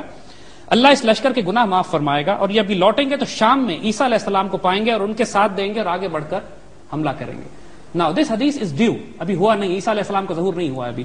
دوسری طرف غزوہ ہند کے بارے میں حضرت ابو ہریرہ کی ایک اور روایت ہے کہ آپ نے فرمایا کہ یہ غزوہ جس کو ملے وہ اس میں خرچ کرے، جو اس کے شہید ہیں وہ افضل الشہداء ہیں اور جو اس کے غازی ہیں وہ جنتی ہیں. اور اس طرح کئی احادیث ہیں، ایک نہیں. تو کوشچن ہے کہ جہاں تک قیادت کا تعلق ہے، آپ نے اسپرچل سوسائٹی کی بات کی، بات بالکل ٹھیک ہے آپ کی، پہلے اسپرچل سوسائٹیز تھی، اب نہیں ہے. ابرہا کا لشکر جس ماحول میں تباہ کیا گیا تھا وہاں بھی کوئی اسپرچل سوسائٹی نہیں تھی، وہ تو کافروں کا ماحول تھا، مسلمان تو تھے ہی نہیں وہاں پہ. اللہ تعالیٰ کا جب اسٹریٹجک اسٹیک انوالوڈ ہوتا ہے تو وہ اپنی فورسز کو ڈپلوائے کرتا ہے. وہاں پہ اسٹریٹجک اسٹیک تھا، خانہ کعبہ تباہ ہو جاتا. دوسری طرف جب قسطنطنیہ کیپچر ہوتا ہے تو ہر مسلمان فوجی نیک نہیں تھا اس میں. بات یہی جو حدیث شریف میں بتائی گئی، اللہ ان کی غلطیاں معاف کرنے والا ہے. جب اللہ کا اسٹریٹجک اسٹیک انوالو ہوتا ہے، جب ایک کلیکٹو ڈیسٹنی قوم کی، ایک اجتماعی طور پر قوم کی تقدیر تبدیل کی جا رہی ہوتی ہے، تو اس روحانی قیادت کی وجہ سے، اس فیصلہ کرنے کی وجہ سے، دیکھیے 1965 میں بھی ہم وہی قوم تھے جو ہم آج ہیں، ہم اسی تک اچھے تھے، اتنے ہی برے تھے۔ 65 میں ہمارا موٹیویشن لیول کیا تھا؟ 65 کے واقعات میں صرف آپ کو کچھ کوٹ کر دیتا ہوں، یعنی بات اگر اس کی ہے تو کیونکہ جو بات آپ کہہ رہے ہیں یہ ریکارڈڈ فیکٹ ہے 65 کا کہ we so paranormal events taking place in that war, غیر معمولی واقعات ہمارے سامنے آئے ہیں۔ میں یہاں پہ اگین لبیک ممتاز مفتی کی کتاب ہے، اسے کوٹ کر رہا ہوں، جس میں وہ کہہ رہے ہیں کہ اکتوبر 65 میں روزنامہ جنگ میں کئی خبریں اس موضوع پر شائع ہوئی جن میں بھارتی قیدیوں کے بیانات بھی شامل تھے۔ ان بیانات کے مطالعے سے ظاہر ہے کہ بھارتی فوجی پاکستان کی اس فوج سے خائف تھے جو تلواروں سے لڑتی تھی اور جس گھوڑوں پہ سوار تھی، تلواروں سے لڑتی تھی، جس کی تلواروں سے شعلے نکلتے تھے۔ نا یو کین سے کہ دس از اسٹرینج، دس از فکشن، اسٹوریز بنائی گئی ہیں، مگر I can tell you of events کہ جب ہماری گنز اپنی میکسیمم رینج سے 4 میل آگے فائر کر رہی تھی، کہ جب کیفیت یہ تھی کہ جب انڈین ٹینکس سیالکوٹ میں ہمارے گن ایریا میں آ چکے، آرٹلری گن ایریاز میں آ چکے تھے، اور حال یہ تھا کہ ہمارا artillery battery commander HE in load and AP load کے آرڈرز دے چکا تھا، یعنی ہائی ایکسپلوسیو شیلز کو نکال کے آرمر پیئرسنگ شیل لوڈ کیے جا رہے تھے کہ اب پہلی دفعہ ٹینکوں کی ہماری آرٹلری سے جنگ شروع ہونے والی تھی، اور دشمن اتنا ایڈوانس کر چکا تھا سیالکوٹ کیپچر کرنے کے لیے، and for no reason in a clear weather دھند آنی شروع ہو جاتی ہے، اور دھند آ کے اتنا دشمن کے ٹینکوں کو بلاک کرتی ہے کہ ان کی ویزیبلٹی بلاک ہو جاتی ہے اینڈ دے وڈرا۔ اس کو آپ اتفاق کہیں گے؟ I don't think so. Now what we are saying is یہ recorded events ہیں، these are not the events why I am telling you is because my father was a gunner officer 65 کی وار میں his guns were firing 2 miles beyond their ranges maximum range سے زیادہ، اور meat department کہتا ہے کہ اس وقت تھوڑا سا ونڈ ڈائریکشن چینج ہو گیا تھا تو یہ سب کچھ ہو گیا، but I don't consider it as a wind direction event، events are different۔ so what I am telling you is کہ ہم جتنے بھی برے ہوں ہیں اسی نبی صلی اللہ علیہ وسلم کی امت میں سے۔ جب اللہ یہ فیصلہ کرتا ہے کہ ہم نے اس قوم کو ضائع نہیں کرنا تو اس کی غلطیوں اور کوتاہیوں پہ پردے بھی ڈال دیتا ہے۔ 65 میں یہ ہوا ہے ہمارے ساتھ، 71 میں ہم نے ڈیسائسو غلطیاں کی ہیں۔ دیکھیے 65 جنگ بدر کی آپ بات کرتے ہیں تو جنگی حکمت عملی ہم نے پوری ڈپلوائے کی تھی، وہاں ہم نے ہائر گراؤنڈ کیپچر کیا تھا، ہم نے پانی کے ریسورسز کور کر لیے تھے، دشمن کو ریتیلا گراؤنڈ دیا گیا تھا، وہاں پر ہماری فارورڈ پالیسی تھی جو ہم نے آگے جا کے ڈپلوائے کی تھی۔ اس کے بعد اللہ تعالیٰ نے فرشتے نازل کرنا شروع کیے، لیکن شرط یہ ہے کہ ایک اسپرچل سوسائٹی کے ساتھ ایک دنیا کی جو ریکوائرمنٹس ہیں جنگی حکمت عملی کی وہ بھی خوبصورت ہونے، ہاتھ پہ ہاتھ رکھ کے ہم نہیں بیٹھ سکتے۔ احد میں ہم نے اگر ہمیں سکھانے کے لیے ٹیکنیکل غلطی ہوئی، حکم عدولی ہوئی، ان آرچرز نے اپنا بیٹل اسٹیشن چھوڑ دیا، میدان جنگ کا وہ حصہ چھوڑ دیا جس سے ہم اپنا فلینک کور کر رہے تھے، نتیجتاً ہمیں غلطی، ہمیں چوٹ لگی، ہمیں تکلیف ہوئی اس کے اندر۔ تو ایون جنگ نبوی میں بھی جو غزوات جو ہوئے ہیں اس میں بھی ہمیں یہ پیغام دیا جا رہا ہے کہ spiritual forces as a force multi pliers ہیں، لیکن آپ کو اپنی دنیا کی پلاننگ ترک نہیں کرنی۔ قرآن ہمیں حکم دے رہا ہے کہ اپنے تمام بیٹل اسٹیشن، اپنی بیٹل پلاننگ، اپنے ویپن سسٹم، اپنے نیوکلیر مسائل پروگرام، وَأَعِدُّوا لَهُم مِّنَ اسْتَطَاعْتُم کا جو حکم قرآن دے رہا ہے کہ جو کچھ تمہاری طاقت ہے اس کے مطابق اپنی فورس پلاننگ کرو، ہر طرح کے ریسورسز ڈپلوائے کرو، تو اس کو کرنا ہے، اس کو اوائڈ نہیں کر سکتے آپ۔ اگر اللہ تعالیٰ جب یہ فیصلہ کرتا ہے کہ کسی قوم کو عروج دینا ہے، دیکھیے مسلمانوں میں جب سول وارز ہو رہی تھیں حضرت عمر بن عبدالعزیز کے زمانے سے پہلے اور اس کے بعد بھی، ایک ڈیکیڈنٹ سوسائٹی پرابلم شروع ہو گئی تھی مسلمان معاشرے میں، لیکن ایک اسپرچل لیڈرشپ کے آنے سے، عمر بن عبدالعزیز رضی اللہ تعالیٰ عنہ، ان کے آنے سے 3 سال میں سوسائٹی ایسی تبدیل ہوئی کہ لوگ زکات لے کے پھرتے تھے اور کوئی زکات لینے والا نہیں ہوتا تھا۔ دیکھیے 2 کنڈیشنز ہوتی ہیں اسپرچل لیڈرشپ کے آنے کی، ایک تو یہ ہے کہ وہ طریقہ جو خلفائے راشدین کے زمانے میں تھا کہ مسلمان اپنے اندر سے اپنے فائنسٹ کو الیکٹ کر لیں، یعنی سب آج کل ہمارے معاشرے میں یہ ہوتا ہے کہ ہمارے معاشرے کے بدترین اور بدکردار الیکٹ ہو کے اوپر جاتے ہیں، اس زمانے کے معاشرے میں اعلیٰ ترین لوگ اوپر جاتے تھے۔ اگر یہ پروسیس نہیں ہے تو دوسرا اللہ تعالیٰ جب رحم کرنا چاہتا ہے تو عمر بن عبدالعزیز جیسی لیڈرشپ کو آؤٹ آف نو ویئر بھیج دیتا ہے۔ اب اس میں معاشرے کو تبدیل کرنا ہے، اس اسپرچل مومنٹم کو اور فزیکل مومنٹم کو توڑنا نہیں ہے، اس میں یہ ڈیسائسو تاریخ اسلام میں آپ اٹھا کے دیکھ لیجیے، حدیث شریف میں بھی اور تاریخ میں واضح ہے کہ جب بھی مسلمان ایک زوال میں پہنچتے ہیں کچھ عرصے کے بعد کوئی دین کا مجدد، کوئی جنرل، کوئی سپاہ سالار، کوئی ایسا لیڈر اللہ تعالیٰ بھیجتا ہے آؤٹ آف نو ویئر۔ صلاح الدین ایوبی کو حالات نے نہیں پیدا کیا تھا، مجدد الفسانی was not created. Welcome back, very interesting conversation, viewers آپ اگری کریں گے۔ مریم آپ غالباً کچھ پوچھنا چاہ رہی ہیں۔ میں پوچھنا چاہ رہی تھی کہ 1965 کے روحانی واقعات کے بارے میں ابھی زید صاحب نے کچھ ہائی لائٹ بھی کیا، لیکن 1971 میں ایسی ہم سے کیا غلطیاں ہو گئی تھیں ایز اے قوم، ایز اے قیادت، کہ ہمیں وہ روحانی مدد حاصل نہیں ہو سکی اور ہمارا ملک تقسیم ہوا؟ یہی سوال سب سے پہلے اٹھایا جائے گا لوگوں کا کہ بھائی 65 میں اگر اللہ نے مدد کی تھی تو 71 میں ہمیں کیوں نہیں کی؟ اس کے بالکل سیدھا سا جواب ہے، دیکھیے آپ کو اس دنیا کے تقاضے پورے کرنے ہیں، اس دنیا کے تقاضے یہ ہیں کہ آپ کی ملٹری پلاننگ، آپ کی ڈپلائمنٹ، آپ کی لیڈرشپ، آپ کا اتحاد، آپ کی یونٹی، جو بنیادی قاعدے ہیں اس دنیا میں سروائیو کرنے کے، ان کو آپ نے پورا کرنا ہے۔ 65 میں ہماری پوری قوم سیسا پلائی ہوئی دیوار بنی ہوئی تھی، 71 میں ہم بٹے ہوئے تھے، آپس میں ایک دوسرے کے ساتھ خوریزی کر رہے تھے، اور یہ بات ہمیں حضور صلی اللہ علیہ وسلم کے غزوات سے یہ بات ہم نے سیکھی ہے کہ جب آپس میں انسان یا تکبر کرے یا اس کی، جس طرح غزوہ حنین میں قرآن ذکر کرتا ہے کہ مسلمانوں نے ایروگنس کیا، مسلمانوں نے کہا آج ہماری تعداد اتنی زیادہ ہے کہ آج ہمیں کوئی شکست نہیں دے سکتا، اور اس کے باوجود حضور صلی اللہ علیہ وسلم کی موجودگی میں مسلمانوں کو نقصان اٹھانا پڑا۔ اسی طرح احد میں حکم عدولی ہوئی، وہ جو ریکوائرمنٹس ہیں جنگی حکمت عملی کے وہ پورے نہیں کیے گئے، مسلمانوں کو نقصان اٹھانا پڑا۔ 71 میں برکت نہیں تھی ہماری، جس کو ہم لفظ استعمال کرتے ہیں، جو عام ہمارے گھروں میں عام استعمال ہوتا ہے کہ یار برکت ہے اس چیز میں اور اس میں برکت نہیں ہے۔ 65 میں قوم میں برکت تھی، اللہ کی مدد ہمارے پاس آئی۔ 71 میں برکت نہیں تھی، ہم آپس میں پھوٹے پڑے تھے، آپس میں لڑ رہے تھے۔ قرآن فنڈامنٹل کنڈیشن دیتا ہے کہ جب تم آپس میں اختلاف کرو گے تو تمہاری ہوا نکل جائے گی، you will not be able to fight, اور یہی ہوا ہمارے ساتھ۔ جو بات کہیں بالکل ٹھیک ہے، فنڈامنٹل کنڈیشنز ہم کو پوری کرنی ہے جو شرائط اللہ نے دی ہیں، ہمیں اپنی پلاننگ بھی پوری کرنی ہے، اپنے آپ کو کم از کم ایک منیمم معیار روحانیت کا اور منیمم معیار اخلاقیات کا اور موریلٹی کا اور کردار کا دکھانا ہے، اور پھر اللہ سے دعا کرنی کہ اللہ باقی جو غلطیاں کوتاہیاں ہیں ان کو کمپنسیٹ کر دو، اینڈ سو اٹ ہیپنس۔ اللہ یا تو یہ قوم اپنے اوپر ایک قیادت، ہم توبہ کریں اور ایک قیادت اپنے اوپر ہمارے پاس ایسی آئے کہ جو سیدنا عمر بن عبدالعزیز کی طرح سے یا اللہ تحفے کے طور پہ بھیجے گا، یا ہم اپنے اندر سے اپنے بہترین لوگ سلیکٹ کر کے اوپر لے کر آئیں کہ جو اس قوم کی تقدیر تبدیل کریں۔ صحیح۔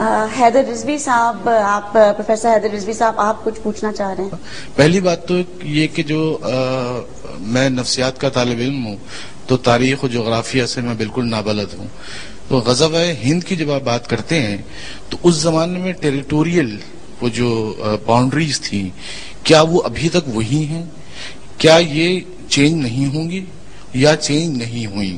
تھینک یو پروفیسر صاحب۔ دیکھیے، پہلی بات اپنے ہند کی بات آپ نے کہی، اس کا جواب ہم اقبال کی زبان میں دیں گے۔ علامہ اقبال نے فرمایا کہ میرے عرب کو آئی ٹھنڈی ہوا جہاں سے، میرا وطن وہی ہے، میرا وطن وہی ہے۔ حضور صلی اللہ علیہ وسلم نے جو بشارتیں ہند کے حوالے سے دی تھی اور علامہ اقبال نے جس کو ری انفورس کیا ہے وہ یہی ہند ہے۔ ہند سے مطلب یونائٹڈ انڈیا، ہند سے مطلب جس میں سے یہ پاکستان نکلتا ہے۔ آپ کے پہلے سوال کا جواب تو یہی ہے، ہماری غزوہ ہند کی اس حدیث کی جو ریفرنسز اور جس کی ڈیفینیشن جو انٹرپریٹیشن علامہ اقبال، یہ کہ ہم نے ہمیشہ اسٹانس لیا کہ ہم پر جنگ مسلط اچھا، آپ کی بات اس کا جواب، we are not arguing here کہ ہم انڈیا پہ حملہ کرتے ہیں یا انڈیا ہم پہ حملہ کرتا ہے، that is not part of our argument ہے۔ آر پارٹ آف آرگومنٹ جو ہم پچھلے 17 یا 18 پروگرام سے بلڈ کرتے چلے آئے ہیں کہ اس وقت ہماری سیکورٹی انوائرمنٹ ایسی بلڈ ہو رہی ہے کہ ہمارا کلیش انیویٹیبل ہے، ہم ایک پیورلی ملٹری ڈاکٹرن کے لحاظ سے بات کر رہے ہیں۔ And what we are seeing is کہ جب وہ ملٹری انالیسس ہمارا ری انفورس ہو رہا ہے حضور صلی اللہ علیہ وسلم کی اس حدیث کے ساتھ، so then we should take it very seriously and further develop our doctrines accordingly۔ In arguments میں ہم نہیں ہیں کہ انیشیٹ کس کی طرف سے ہوتا ہے، ہم پریمپٹیو وارفیئر میں حملہ کرتے ہیں یا وہ ہمارے اوپر پہلے لو انٹینسٹی کانفلکٹ ویج کر کے ہمیں کمزور کرتے ہیں اور پھر پینیٹریٹ کرتے ہیں ہمارے بارڈرز کے across. It is immaterial. For us what matters is that we need to prepare for a showdown which is coming. But it is okay جی ہم question دیتے ہیں. This has been received on the email. زید صاحب یہ ہمارے ایک لکھنے والے یہ پوچھ رہے ہیں کہ in Indo-Pakistan Islam is spread through Sufic and mystic orders. Do we have any examples that spiritual forces were used by Sufic orders to spread their teachings? یا آپ کے پچھلے پروگرام کے حوالے سے جو questions آئے؟ بڑا fascinating. You see یہ فیکٹ ہے یہ بات کہ انڈیا پاکستان میں جو اسلام پھیلا ہے وہ نان وائلنٹ مینز سے پھیلا ہے، اس کو صوفک آرڈرز نے پھیلا ہے۔ صحیح۔ دہلی میں حضرت نظام الدین اولیاء ہیں، اجمیر میں معین الدین چشتی ہیں، حضرت Bahauddin Zakariya Multani, you take hundreds of people, اور ان کی سینکڑوں مثالیں موجود ہیں۔ حضرت مجدد الفسانی کا جو رول اکبر بادشاہ کے ساتھ اور اس کے بعد جہانگیر کے ساتھ تھا، اور کس طرح انہوں نے اپنا انفلوئنس استعمال کیا اس وقت اکبر کے شر کو کم کرنے کے لیے۔ اکبر نے دین الہی ایجاد کیا تھا، دین الہی کے ذریعے وہ فتنہ اور فساد پھیلا رہا تھا، اور جو انفلوئنس مجدد الفسانی نے اپنا استعمال کیا اکبر کے وزیروں پہ، مشیروں پہ۔ جی۔ ایک بڑی خوبصورت مثال ہم آپ کو نظام الدین اولیاء کے دینا چاہتے ہیں۔ اردو اور فارسی میں ایک کہاوت مشہور ہے، ہنوز دلی دور است، ابھی دلی دور ہے۔ اس کی بنیاد کیا ہے؟ یہ کہاں سے نکلا یہ؟ یعنی ہم اس وقت کہتے ہیں یہ بات کہ جب کوئی کام نہ ہونا ہو اور ہم کہتے ہیں ابھی بہت دور ہے، نہیں ہوگا یہ۔ اس کی بنیاد یہ ہے کہ بادشاہ تغلق، غیاث الدین تغلق اس کا شاید نام تھا، اس نے حضرت نظام الدین اولیاء سے کہا کہ میں آپ کو دہلی سے نکال باہر کروں گا جب میں بنگال کی مہم سے واپس آؤں گا۔ وہ بنگال سے وہ دہلی آ رہا تھا، اور جب اس نے یہ تھریٹ کیا ان کو اور دہلی کے باہر آ کے اس نے ٹھہرا تو ان کے مریدوں نے کہا نظام الدین اولیاء سے کہ آپ دہلی چھوڑ دیجئے کیونکہ وہ آ کے قتل کرے گا آپ کو. تو جواب میں انہوں نے یہ کہا کہ ہنوز دلی دور است. اور جب انہوں نے یہ سٹیٹمنٹ دیا تو بادشاہ کا محل کولیپس کر گیا اور وہ اس میں مارا گیا. Now this was not an accident. اس کو آپ اسی طرح حضرت معین الدین چشتی کا جو بادشاہ پرتھوی راج وہاں پہ اس وقت بادشاہ تھا, اس نے اسی طرح جس طرح موسیٰ علیہ السلام کے مقابلے پہ فرعون نے جادوگر اور فورسز بھیجی تھی, اسی طرح پرتھوی راج نے معین الدین چشتی کے مقابلے پہ بڑی فورسز بھیجی جادوگر ہندوؤں کا جادو زبان بہت مشہور تھا اس علاقے کا, جادوگروں کا علاقہ تھا وہ, اور اس کا مقابلہ بھی اسپرچل فورسز پہ ہوا. اور پھر جو بات ہم نے پہلے کہی تھی, دیکھیے کہ یہ ایول فورسز کو روکنے کا طریقہ ہے, لیکن اسلام اس طرح نہیں پھیلا. اسلام پھیلا ہے اس طریقے پہ جو حضور صلی اللہ علیہ وسلم کا طریقہ تھا کہ الکتاب کی تعلیم, حکمت اور تزکیہ, پیوریفیکیشن. ان بزرگوں میں, ان لوگوں میں اسپرچل فورس اتنی تھی اپنے وجود کی کہ جو ان سے ملتا تھا پیار کرنے لگتا تھا. اور جبھی ایک ایک محفل میں کئی کئی ہزار ہندو مسلمان ہوا کرتے تھے. یہ طاقت کے زور پہ نہیں تھا, یہ عقل اور انٹلیکٹ کی دلیل پہ نہیں تھا, یہ اس وجہ سے تھا کہ لوگ ان کے روحانی وجود سے متاثر ہوتے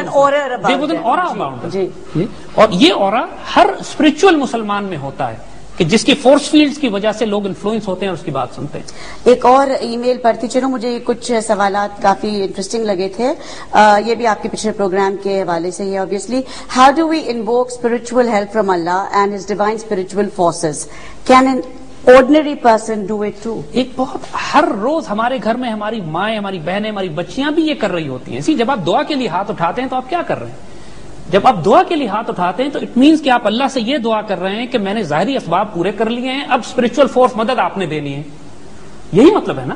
جب ایک ڈاکٹر ہم سے کہتا ہے کہ اب دوا کا وقت نکل گیا, آپ دعا کیجئے, تو what is he saying, what is he saying کہ جی میری حد سے نکل گئی ہے بات, اب اگر اللہ کچھ کر سکے تو کر سکے, تو کیوں نہیں کر سکتا؟ ہر جب یہ کلیکٹیولی قوم بھی کرتی ہے اور یہ ہر فرد ہر گھر میں ہر روز کر رہا ہے, تو ہم صرف یہ کہہ رہے ہیں کہ جب انسان کا یہ فیتھ ہو, لیکن اس کو اس طرح دعا کی قبولیت کی کچھ شرائط ہیں کہ رزق حرام ہو, حرام سے نہ پلا ہوا ہو, انسان وہ دعا کرے کہ جو جائز اور حلال اور فرض ہے. تو پھر اسی طرح قوموں کے معاملے بھی ہیں, جب قوم حرام رزق سے پلی ہو, اس کی ناپاکی وجود میں ہو, اس کی قیادت ناپاک ہو, اس کی قیادت کے دل و نگاہ اور ہاتھ پاک نہ ہو, تو پھر قوموں کو سزا لگتی ہے, اس کی دعائیں قبول نہیں ہوتی.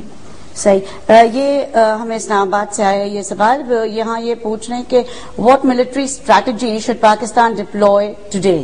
Can we count on spiritual forces to act as our strategic reserves of forces اور فورس ملٹیپلائرز؟ جی, بات اس کی یہ ہے کہ دیکھیے, بیوٹیفل کوشچن.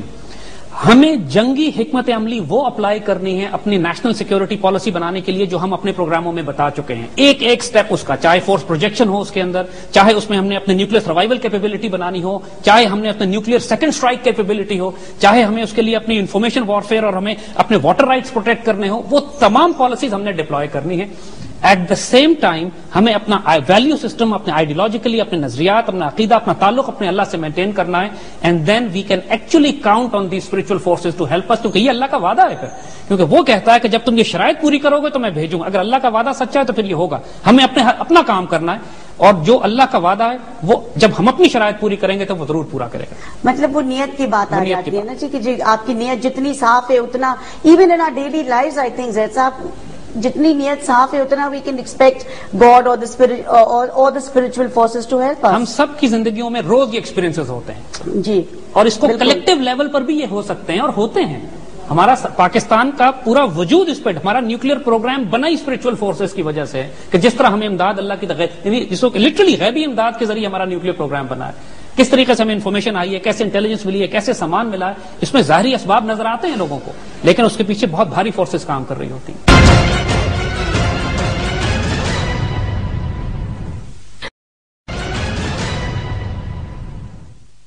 جی الیاس بورا صاحب, آپ کچھ سوال کرنا چاہ رہے ہیں؟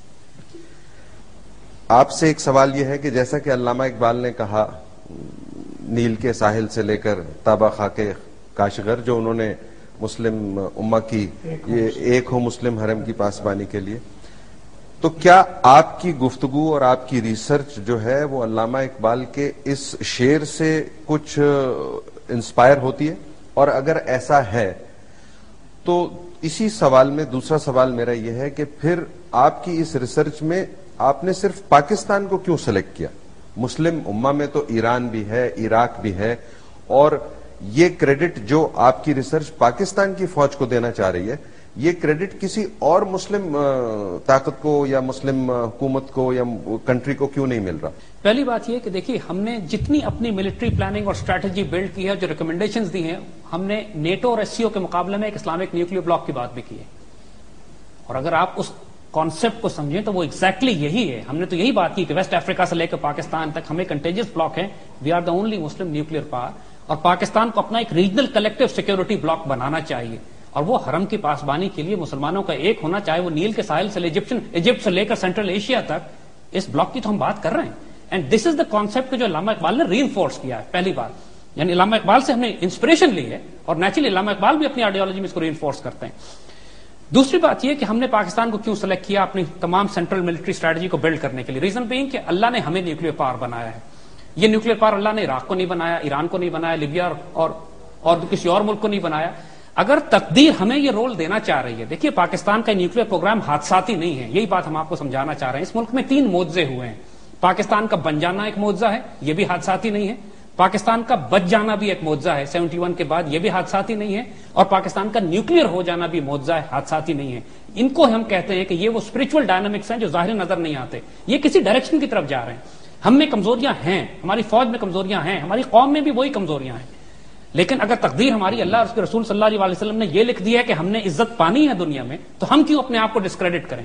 Y not? دیکھیے علامہ اقبال کی 1917 یا 1918 کی شاعری دیکھیے آپ اٹھا کے، جب پوری دنیا پہ مغرب پہ سورج نہیں ڈوبتا تھا مغرب انگریز کی حکومت پہ، اس وقت وہ شعر کہہ رہے ہیں کہ ٹوٹا ہے اعجاز ہے کسی کا یا گردش زمانہ، ٹوٹا ہے ایشیا سے سحر فرنگیانہ. وہ کیا دیکھنا چاہ رہے ہیں اس بات کو؟ یعنی انگریزوں کا قوت اور اقتدار کے ٹوٹنے کی خبر ہمیں 1917 میں دے رہے ہیں وہ، کہ جب یہ وہ وقت ہے کہ جب برٹش امپائر پر سورج نہیں غروب ہوتا تھا. دیکھیے تاریخ کے جو اللہ تعالیٰ کے جو نگاہ دیکھنے والے، نگاہ بلند لوگ ہوتے ہیں، جو جاں پرسوز لوگ ہوتے ہیں، جن کو اللہ کسی تحفے اور خوشخبری کے طور پہ امت کو دیتا ہے، ان کی نگاہیں کئی 100 سال آگے دیکھ رہی ہوتی ہیں. یہی حضور نے ہمیں قیامت تک بشارتیں دی ہیں. آج کے دور میں علامہ اقبال نے ہمیں آگے آنے والے وقت کی بشارتیں دی ہیں. سبق پھر پڑھ صداقت کا، شجاعت کا، عدالت کا، لیا جائے گا کام تجھ سے دنیا کی امامت کا. This is the role that Pakistan is destined for Pakistan, کہ ہماری ہاں اور نام اس دنیا کے فیصلے ہوں. یہ وقت دور نہیں ہے، ہم صرف ہمت نہیں کر پا رہے ہیں. اٹ از ریٹن فار اس.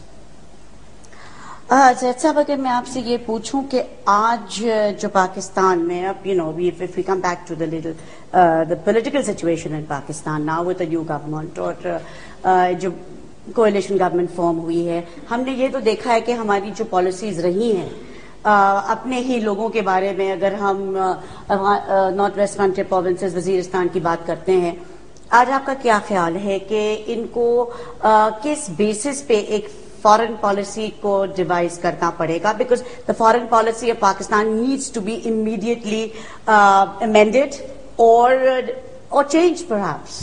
قدسیہ بہت خوبصورت بات، اور اس بات کا جواب تقریباً آلموسٹ ہم اس سے پہلے سوال میں دے چکے ہیں. دیکھیے اٹس آنریبل کو ایگزسٹنس، بنیاد یہ ہے. سورہ کافرون کو بنیاد بنائے، لکم دینکم ولی دین. You got your value system, we got our value system. تمہارے اپنے پولیٹیکل انٹرسٹ ہیں، ہمارے اپنے پولیٹیکل انٹرسٹ ہیں.